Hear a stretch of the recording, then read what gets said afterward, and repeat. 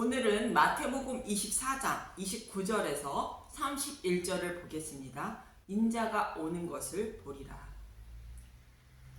지난 시간에는 멸망에 가증한 것이 무엇이며 멸망에 가증한 것을 보면 어떻게 해야 하는지 알아보았습니다.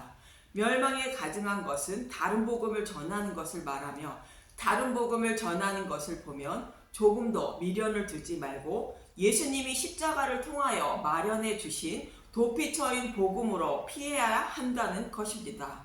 그런데 롯의 처와 사위들과 같이 다른 복음에 조금이라도 미련을 두거나 농담으로 여기면 심판을 받고 만다는 것입니다. 또한 복음을 전하는 말씀 전도자들도 오직 복음의 말씀만 전해야 죽어가는 영혼의 생명을 살릴 수 있다고 성경은 말씀하고 있는 것입니다. 그리고 성경의 말씀을 보고 듣는 사람도 또한 복음의 말씀만 보고 들어야 한다고 말합니다. 그렇지 않으면 진리의 말씀을 깨닫지 못하고 혼란에 빠져 심판을 받게 된다는 것입니다. 이 말씀을 하시고 사망에서 생명으로 부활케 하여 하나님 나라로 인도해 주실 예수님의 재림을 기다리며 살아야 한다고 말씀하고 계십니다. 본문 29절을 보겠습니다. 마태복음 24장 29절. 인자가 오는 것을 보리라. 그날 환난 후에 즉시 해가 어두워지며 달이 빛을 내지 아니하며 별들이 하늘에서 떨어지며 하늘의 권능들이 흔들리리라. 그날 환난 후라는 것은 성전이 무너지고 거짓 그리스도들과 거짓 선지자들이 나타나 기적과 이적을 행하며 다른 복음으로 유혹하는 멸망에 가증한 것이 나타난 후를 말하는 것으로 예수님의 초림부터 재림 때까지의 기간을 말합니다. 예수님의 재림은 언제 오실지 아무도 모르고 아버지만 아신다는 것으로 늘 지금 이 순간에 심판이 임한다고 생각하며 살아야 한다는 것입니다. 그런데 환난 후에 해가 어두워지며 달이 빛을 내지 아니하며 별들이 하늘에서 떨어지며 하늘의 권능들이 흔들린다는 것은 심판을 상징하는 말씀인 것입니다.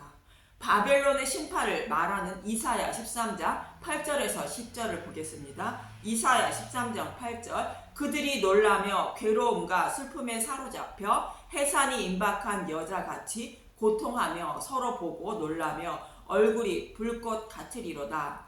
보라, 여호와의 날 곧 잔혹히 분냄과 맹렬히 노하는 날이 이르러 땅을 황폐하게 하며 그 중에서 죄인들을 멸하리니 하늘의 별들과 별 무리가 그 빛을 내지 아니하며 해가 돋아도 어두워지며 달이 그 빛을 비추지 아니할 것이로다. 이 말씀은 바벨론 심판에 대하여 말씀하시는 장면인데 오늘 본문의 말씀과 동일한 말씀을 하고 있음을 알 수 있습니다. 이처럼 성경은 심판의 모습을 이렇게 표현하고 있는 것으로 진노의 심판을 면하기 위하여 도피처인 예수님께 피해야 한다고 말씀하고 있는 것입니다. 예수님께 피하지 않은 자는 바벨론이 심판을 받아 멸망한 것처럼 반드시 심판을 받아 지옥불에 던져지게 된다는 것입니다. 이렇게 심판을 하시기 위하여 예수님이 강림하신다는 것입니다. 그런데 어떻게 강림하시는지 본문 30절을 보겠습니다. 마태복음 24장 30절. 그때 인자의 징조가 하늘에서 보이겠고 그때 땅의 모든 족속들이 통곡하며 그들이 인자가 구름을 타고 능력과 큰 권능으로 오는 것을 보리라. 예수님의 재림의 모습을 말하는데 땅의 모든 족속들이 재림의 모습을 눈으로 보게 된다는 것이며 그때 심판을 받을 자들은 통곡하게 된다는 것입니다. 이 모습을 말하고 있는 계시록 6장 12절에서 17절을 보겠습니다. 계시록 6장 12절. 내가 보니 여섯째 인을 떼실 때에 큰 지진이 나며 해가 검은 털로 짠 상복같이 검어지고 달은 온통 피같이 되며 하늘의 별들이 무화과 나무가 대풍에 흔들려 설익은 열매가 떨어지는 것 같이 땅에 떨어지며 하늘은 두루마기가 말리는 것 같이 떠나가고 각 산과 섬이 제자리에서 옮겨지매.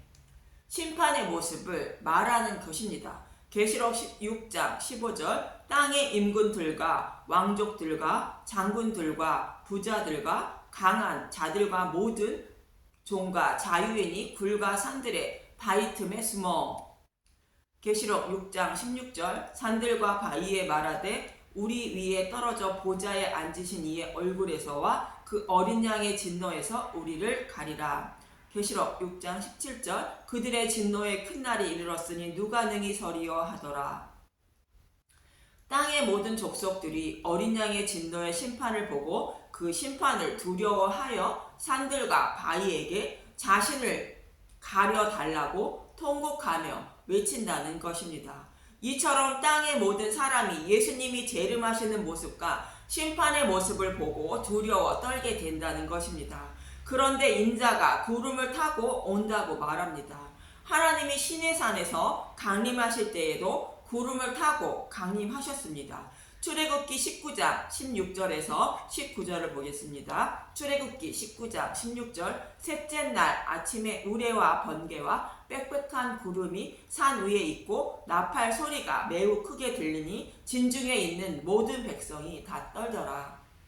오늘 본문의 말씀처럼 빽빽한 구름이 산 위에 있고 여호와 하나님이 강림하시는데 땅의 모든 족속들이 심판의 두려움에 떨고 통곡하는 것처럼 이스라엘 백성들도 여호와 하나님의 강림을 보고 두려워 떨었다고 합니다.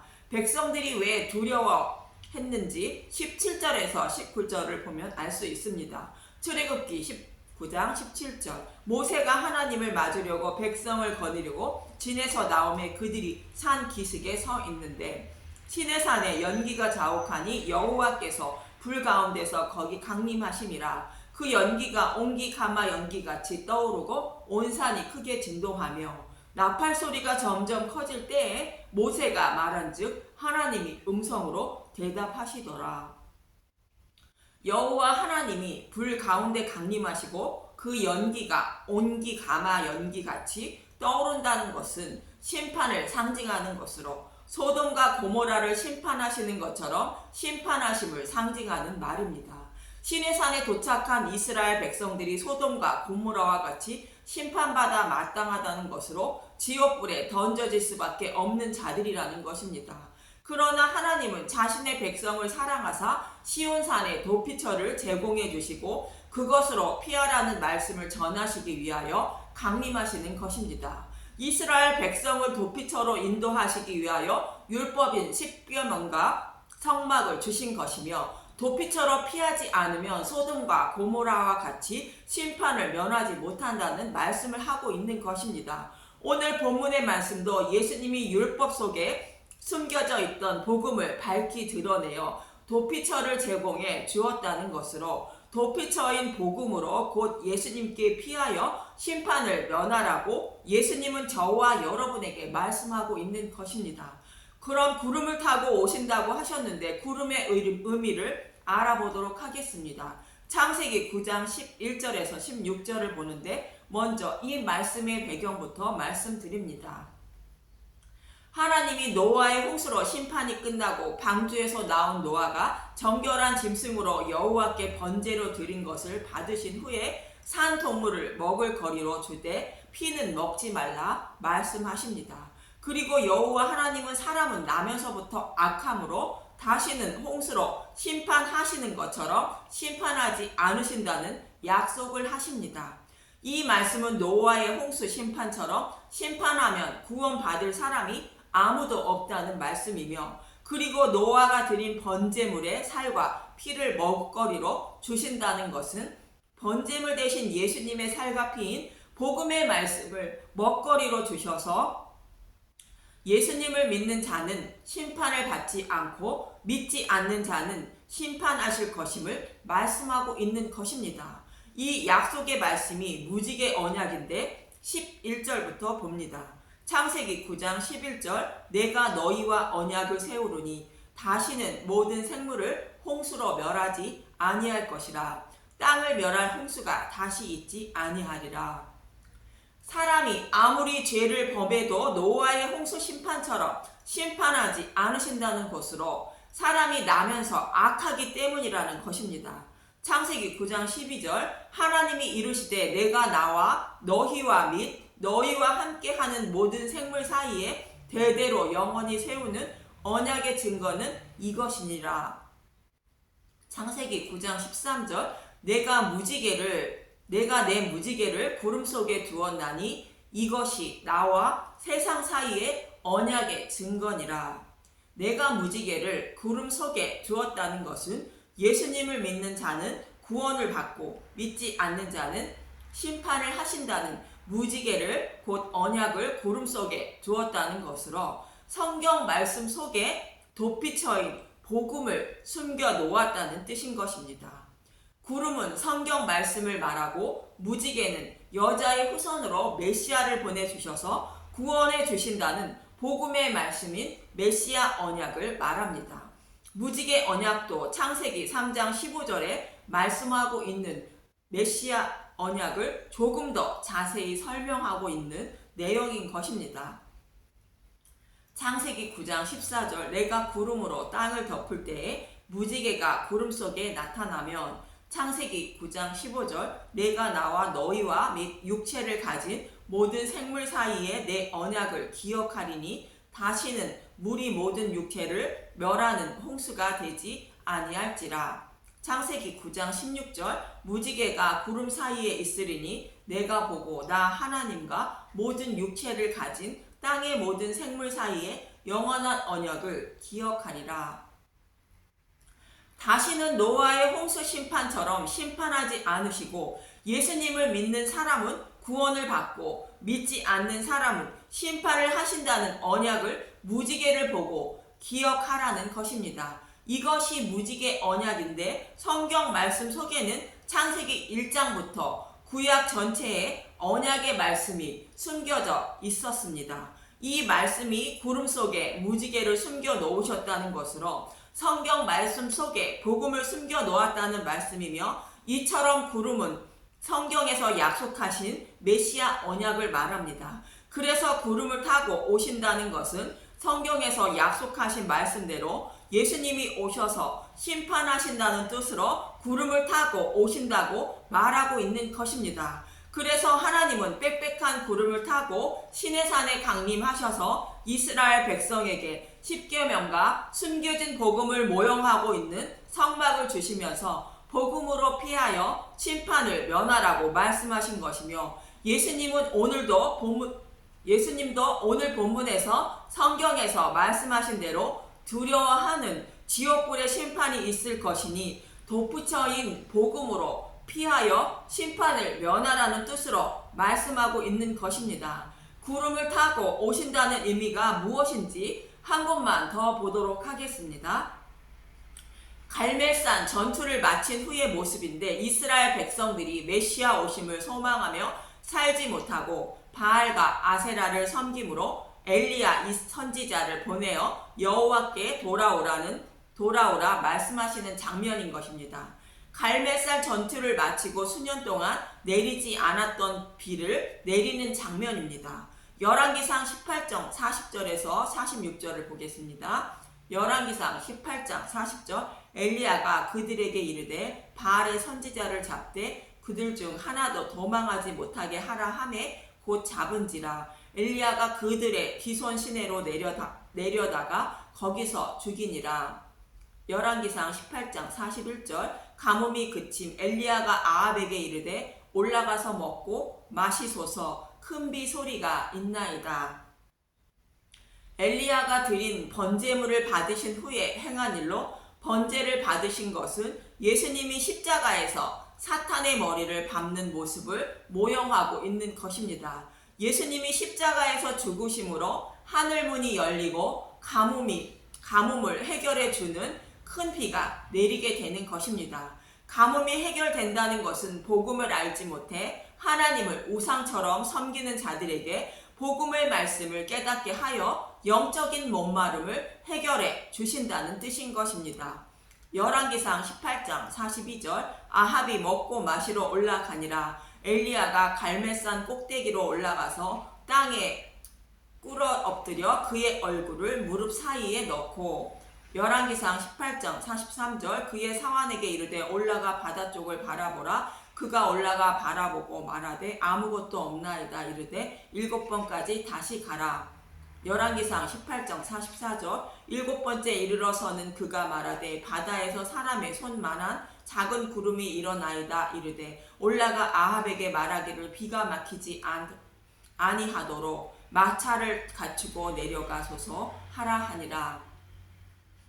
엘리야가 얼굴을 무릎 사이에 놓고 기도함으로 비가 내린 것이 아니라 약속의 말씀대로 이루어 달라고 기도하는 것을 말하는데 하나님 백성이 마땅히 해야 할 기도인 것을 말합니다. 그런데 7번째 이르러서는 사람의 손만한 작은 구름이 일어나고 비가 내리게 됩니다. 7은 하나님의 수인 완전수로 하나님이 정하신 때가 이르면 메시아를 보내주셔서 하늘문을 열어주시고 복음의 말씀을 깨닫게 하셔서 구원해 주신다는 뜻으로 7번째 비가 내리는 것입니다.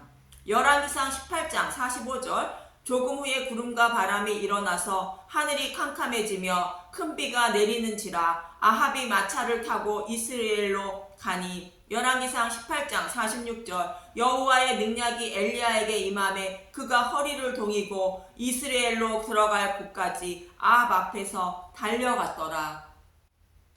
드디어 가뭄이 심했던 이스라엘 땅에 큰 비가 내리게 되고 엘리야는 허리를 동이고 아합 앞에서 달려가게 되는데 엘리야의 말대로 큰 비가 내리는 것처럼 하나님은 반드시 약속의 말씀대로 메시아를 보내주셔서 하늘문을 여시고 구원해 주실 것을 모형하고 있는 것입니다. 이처럼 구름을 타고 오신다는 것은 성경에서 약속하신 약속의 말씀대로 곧 메시아 언약, 무지개 언약 오심을 의미하고 있는 것입니다. 그럼 우리는 구름을 타고 오시는 예수님의 재림과 심판을 어떻게 믿게 되는지 요엘서 2장 23절에서 32절을 봅니다.